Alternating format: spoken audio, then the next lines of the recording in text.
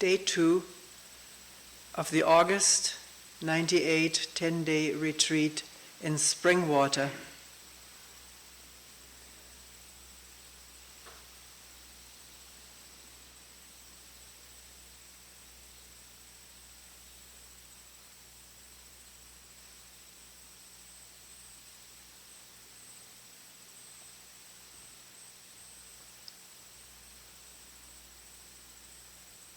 The cool breeze,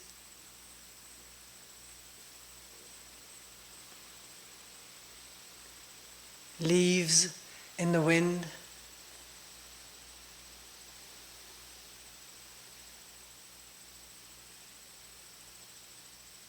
watching them through the window.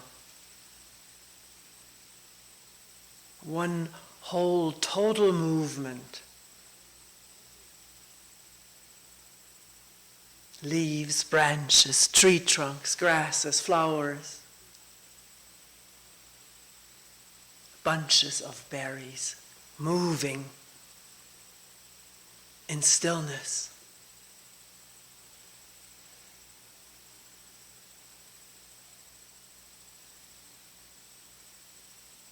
The stillness of beholding it all, without desire or fear.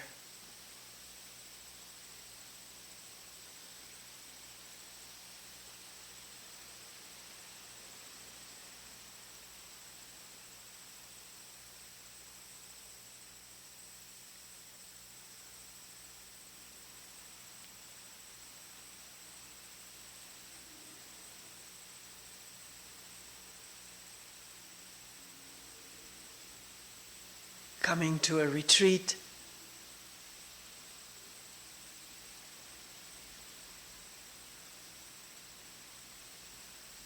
does the question come up, what am I really to do?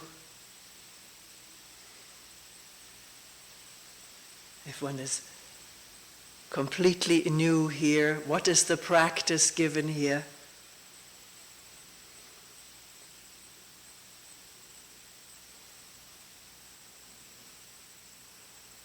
And the expectations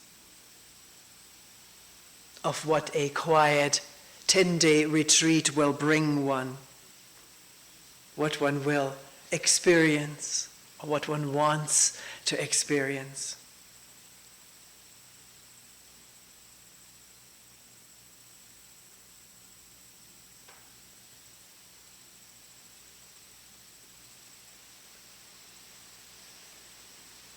What does it mean to sit quietly?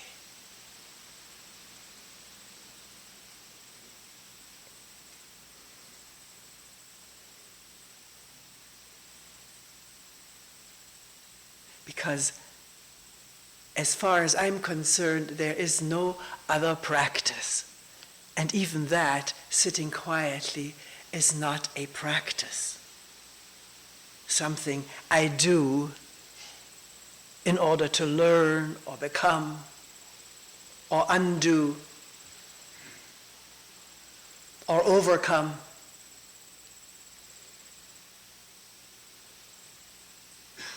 It is a simple thing, and yet seemingly the most difficult in our lives, to be this instant with what's here. Inside, feeling-wise, thinking-wise, emotionally, or the sounds, the sights, the longings and fearings, to be with it this instant, without slurring over it, which is the habit of many, many years.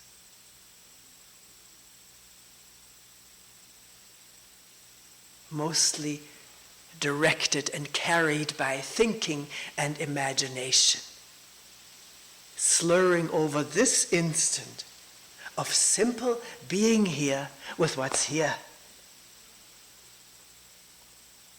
beyond the expectations of there being something nice or pleasant or worthwhile or interesting. That's the expectation. Coming to a retreat, something should become interesting, worthwhile, inspiring maybe. And what reveals itself is what? This moment of sitting quietly. It's for each one of us to discover, to be with. And not slide into wanting to be with something else, preferring something different, which is carried through the imagination, colorful imagination, produced in this brain, through memory, through knowledge, yearning for what one has heard, has read, has dreamt about, someplace else. Can it be caught this instant of dreaming as the wind is blowing and a breath is happening, sensations are felt, maybe that near, for some people, near constant hum of anxiety or irritation.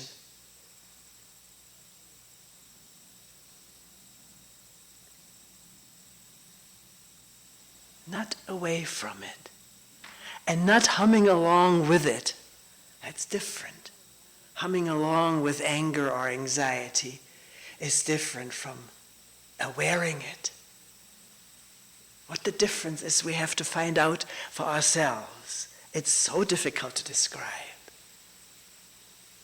What comes to mind right now is the first time this hit me, as Kyle and I were driving through northern Canada with an ailing car which made an impossible noise. Also can't describe it well. And I don't know how Kyle felt. He was driving, but I felt as sick as this car.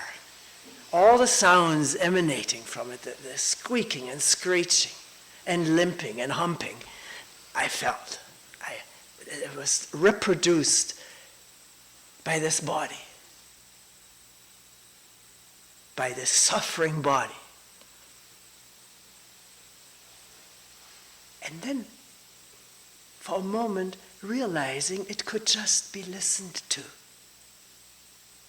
It could just be there without having to reproduce it all in oneself. There was a shift from suffering to listening. The car didn't get any better because of it. We had to stay over in Saskatchewan or someplace.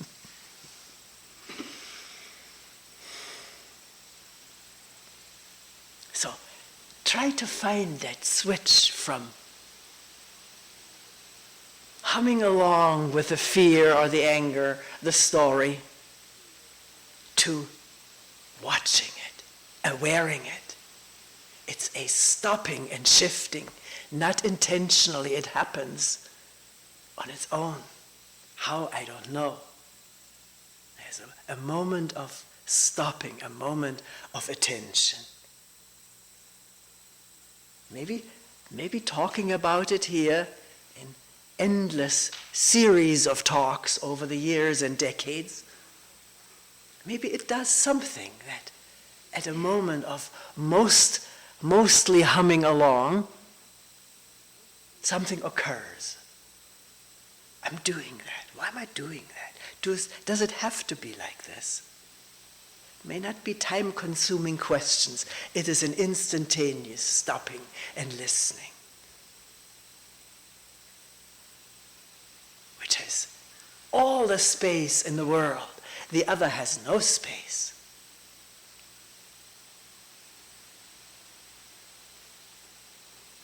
So, it's a very fine line, because we hear and talk and read a lot about being with it. That can be easily misunderstood as this humming along, suffering along, rather than beholding the pain or the sensations, the tensions, the stress.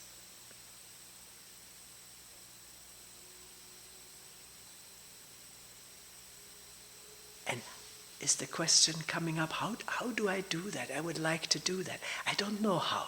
It happens to human beings on its own.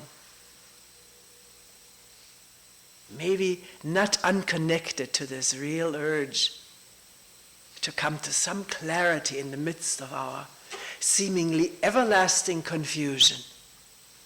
Seemingly. It need not be everlasting.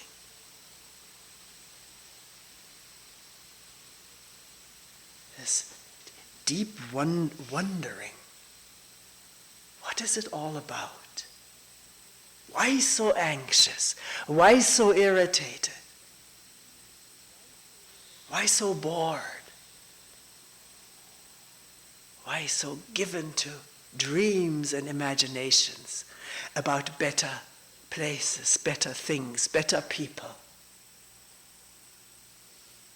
Why? And if we ask that question meditatively, not repetitively, meditatively,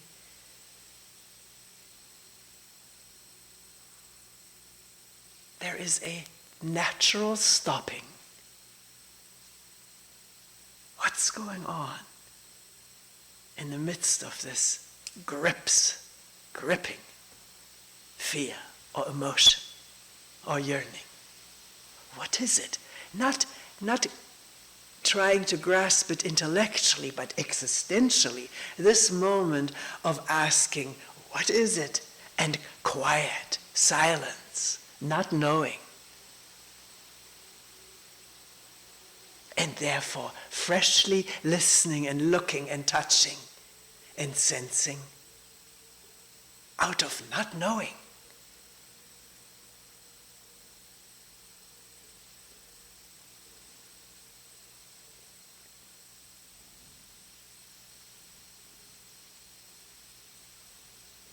So,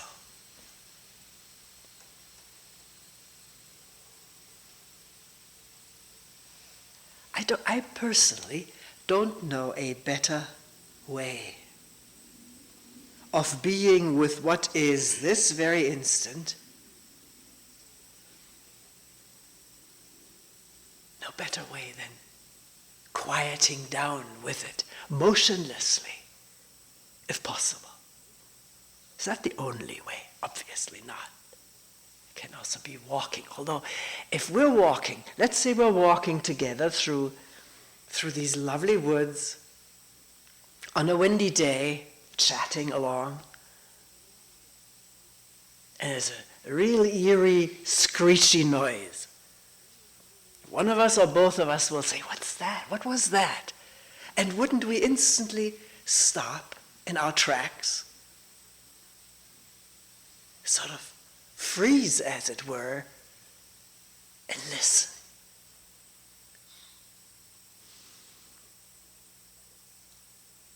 Something has got our attention. We don't know what it is, and we would like to find out.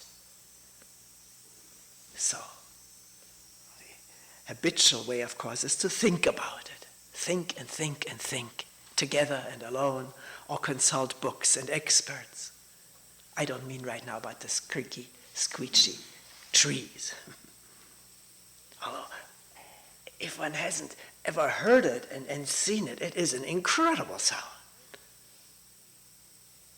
And if the mind produces as an answer, it's a wild animal approaching, there'll be all kinds of responses, physical responses. But if one is really there attentively, interpretation is seen for being irrelevant or inappropriate for a moment of getting in touch with what's really there. One can see the distraction of interpretation, how it moves away from simple being here in all openness, receiving, touching, hearing, without knowing.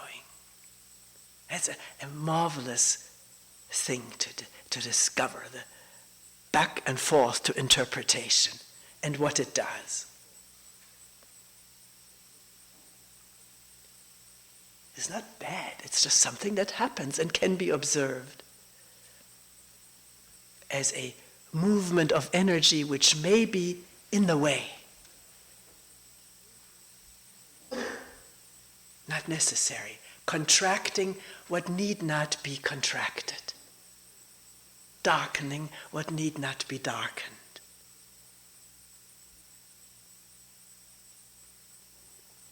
So, I just said a moment ago, no better way to really be in touch, in depth in touch, meditatively in touch, if you will, with what's going on here. Sitting quietly, motionlessly, and letting what is there reveal itself to the wondering inner ear and eye that doesn't know, but does not close up in any kind of expectation.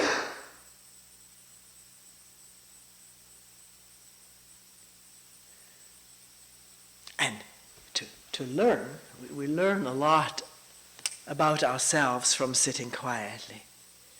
To learn that expecting something, wanting something different to be than what there is an obstacle to direct, pure investigation. One finds that out. Even though the habit, the compulsion, the mechanism is all for someplace else but this unpleasant present moment, if it is unpleasant. And for many people, particularly at the beginning of a retreat, it is unpleasant. Or at least blah, neutral, not exciting enough, not stimulating. To not draw that conclusion, because that comes from the head, from the interpretation. And it comes out of a general state of numbness in which we move around most of the time, living so heady, so thought contracted, abstract. Allow sensitivity to develop, to sprout, even though in the beginning the body-mind feels so coarse, so numb, so out of touch. Like often at beginning of a retreat someone says, so the birds, the trees, so what? I hear it, so what? Isn't there something more? Is that all? These are questions that come up out of this slurring body-mind, slurring over towards something different which is imagined, slurring over this moment of completeness, of wholeness and fullness and emptiness.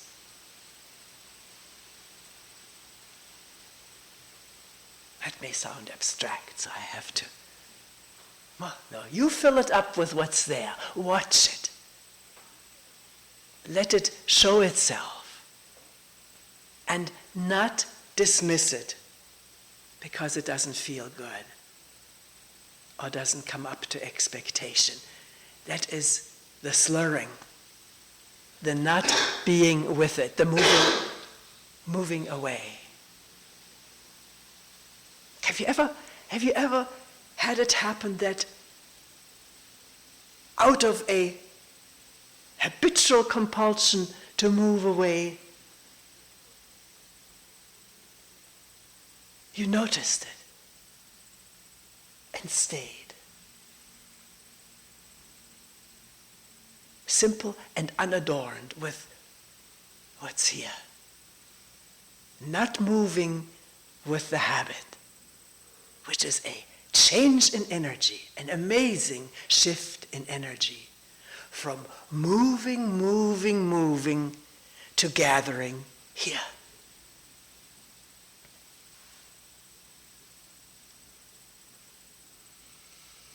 And this is what this body, mind, seems to be slowly or more or less slowly learning in quiet sitting. Something catches on that there is a different way for energies to be. From constant movement to gathering here.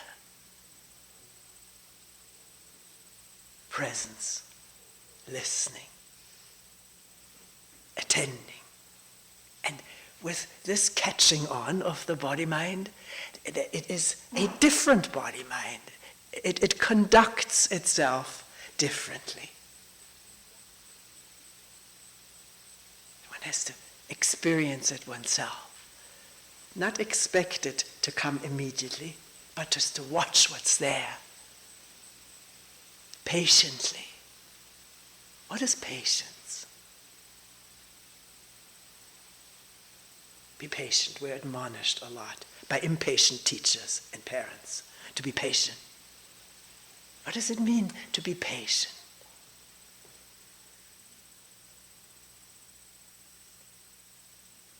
Does it mean to slow down and watch, look and listen, attend? Sort of slow motion, like looking through a huge magnifying glass to what is happening. The feelings, the sensations, the emotions, the story running and inciting the body to sadness or to violence or to pleasure. To see the connections freshly. One thought and the body in upheaval. That thought disappearing, and if no further thoughts appear of that kind, the body calms down again. Another thought or more thoughts of an exciting nature, and the body hums along.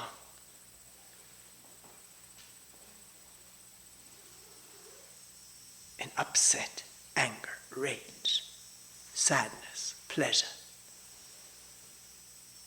And in this connection, by the way, where is the famous I? We say, I got so angry.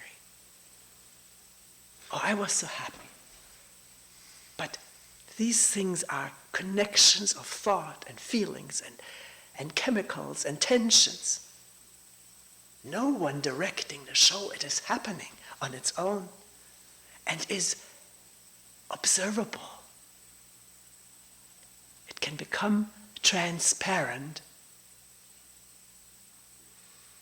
in awareness.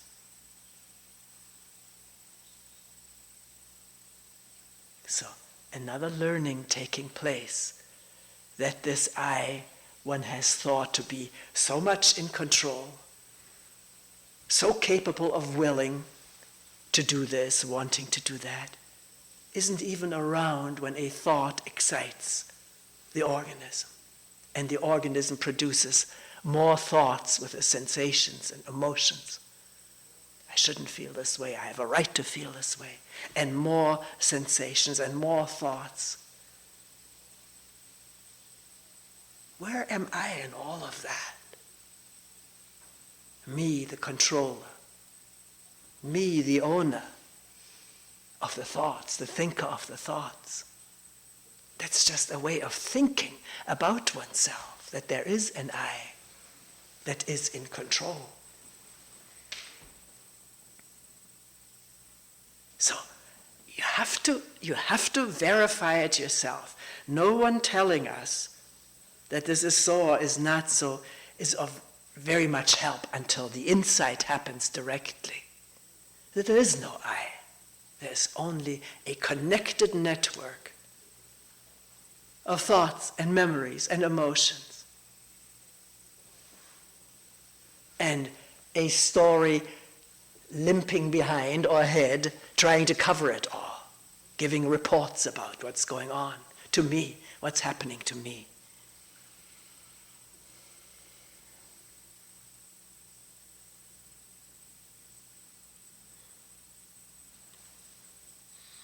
Several people have mentioned this incredible fear that arises for some people. It's not for all people in the same way, but for some people, incredible fear arising at a moment in which there is no I feeling, in which everything is seen to be taking place without division, without separation, one whole movement. And then a fear gripping, sometimes verbalized like, I'm losing control. What will happen to me if I've lost control? It's a frightful thought though. Not the being without this controlling idea of me. That is a great release and relief. And there's a joy in that and fresh energy. But thinking about this state can again produce a specter of terror, panic.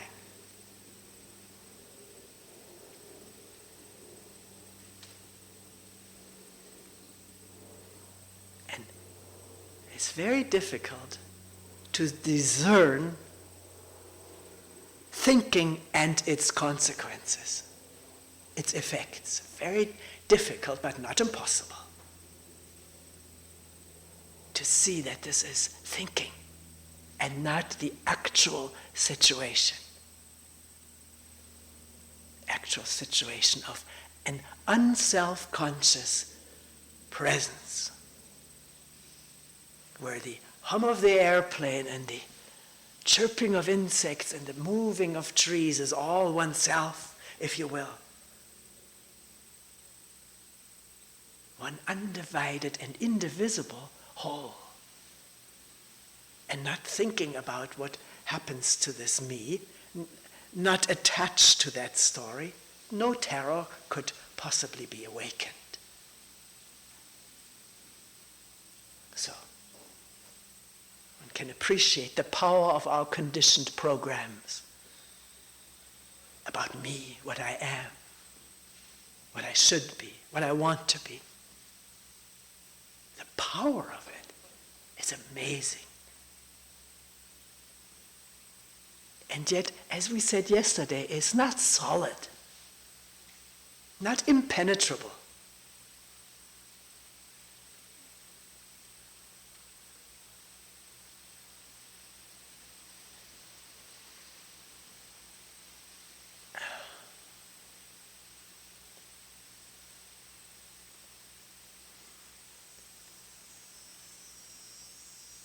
I don't know even where it is right now. It's hard to talk about stuff that isn't there.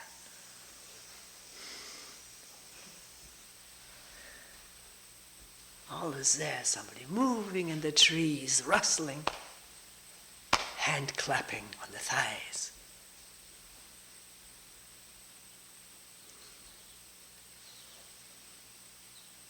And yet memory says, right now, you too get scared or get afraid.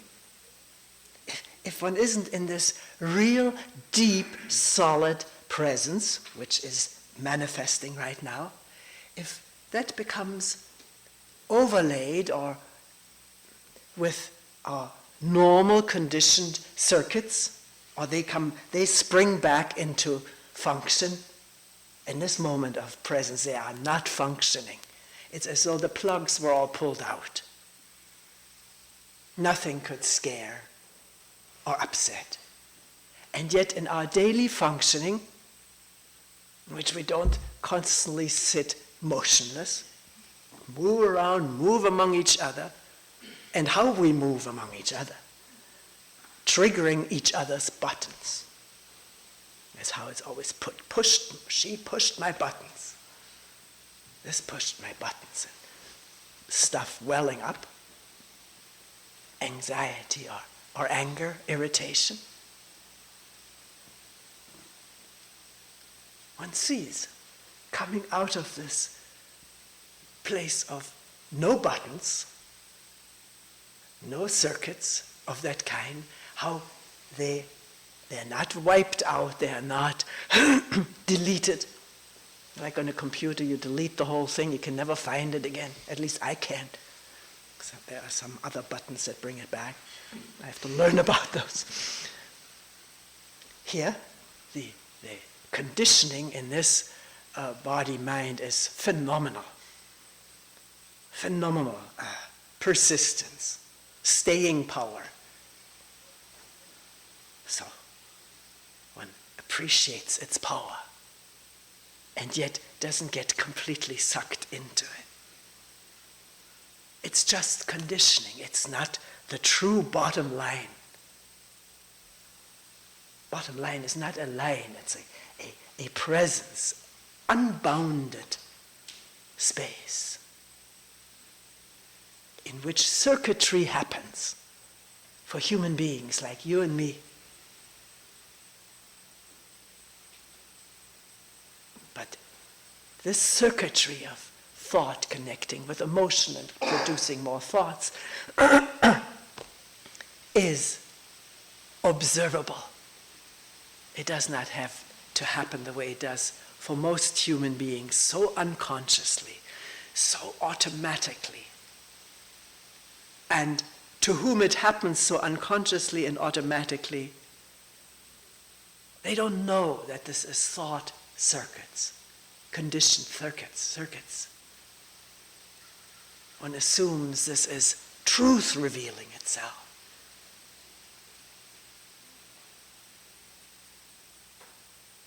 You know what I mean? David Bohm once said, thought has no proprioception, meaning the following. When I reach out like this, I know for sure this arm is reaching in this direction. It is my arm, this arm here. But thinking, there is no such mechanism. And thinking goes on and on and on, and we may not even realize we're thinking.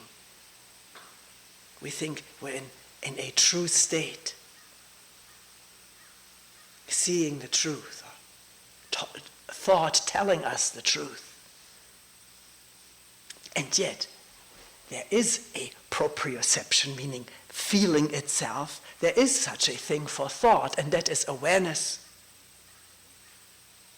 Awareness reveals that thinking is going on. And it may not be telling us the truth. And if, then in a very approximate way. Because what is that crow really? You can't think it out, can you? Just let go and listen. And be there openly. Without knowing?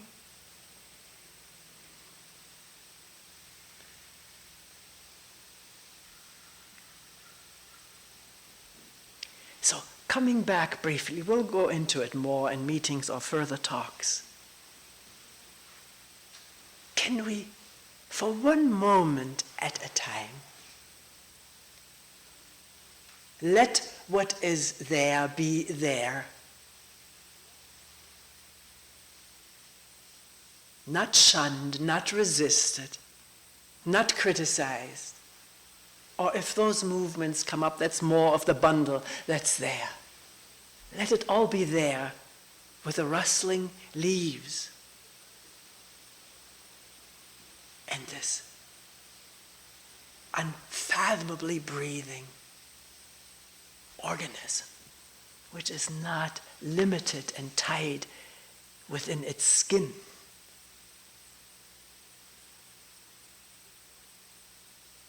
It's open, permeable, in touch.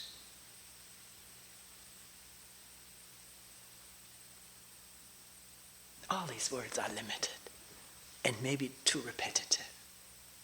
Do they fall into one like a coin into an automaton? Or will one look freshly, listen newly to this moment of whatever is there? If it's boredom, don't call it boredom. Don't fall into that trap. Don't call it anything, but wonder what it is. Stop with it and touch it freshly.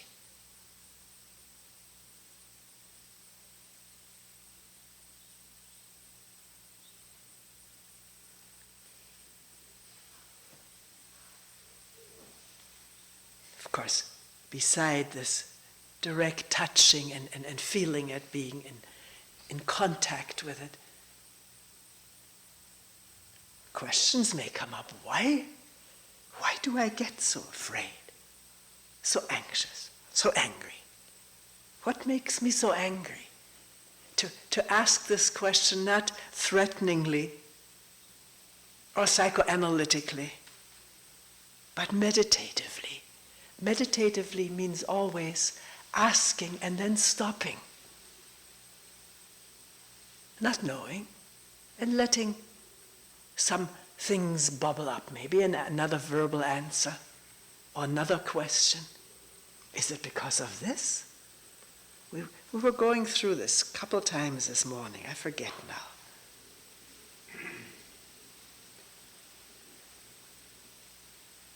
I can't reproduce it right now. Am I afraid of? Yeah, this fear. What am I afraid of?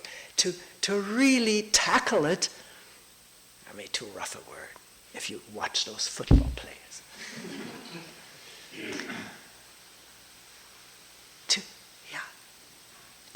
To go into it.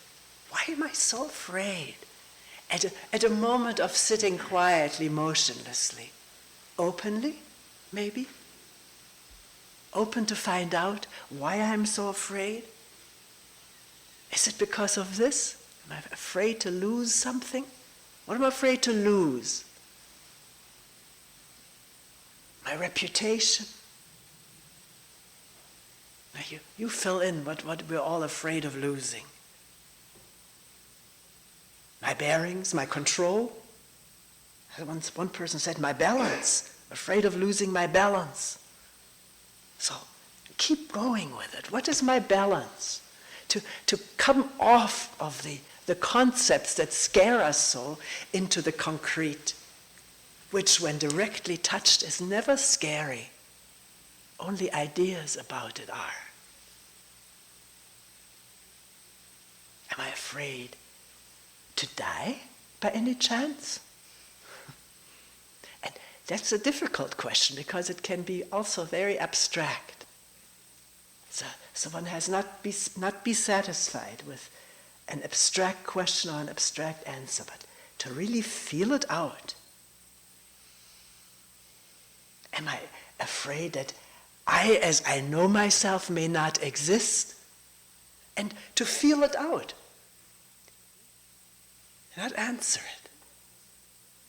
And the attention that is given to it, the energy that is gathering in this kind of questioning, may be the answer.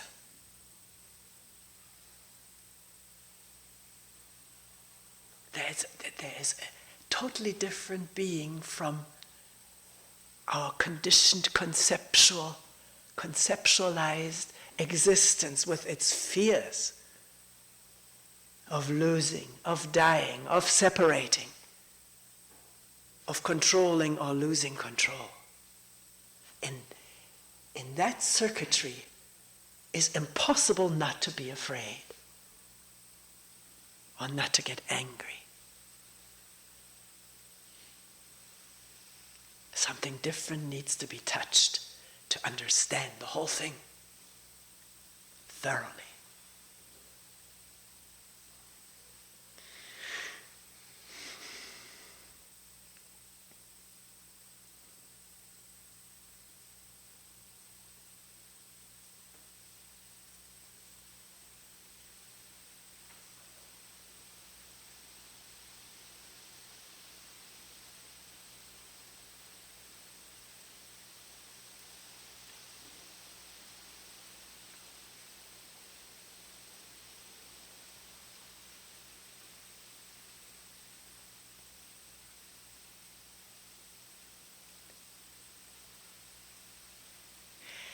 Let me just say this.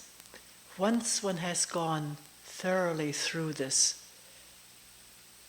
questioning, why am I so afraid, or whatever all the other different aspects are of oneself, thoroughly gone through it, thoroughly understood this whole conditioned network of meanness,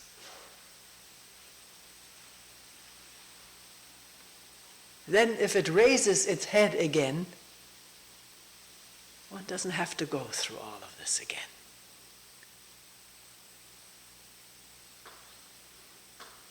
Okay, so there's fear manifesting. So what?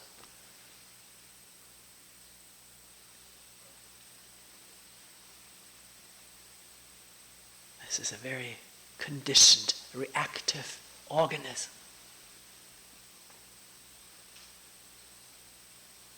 On a certain level, which is the level on which we live most of the time.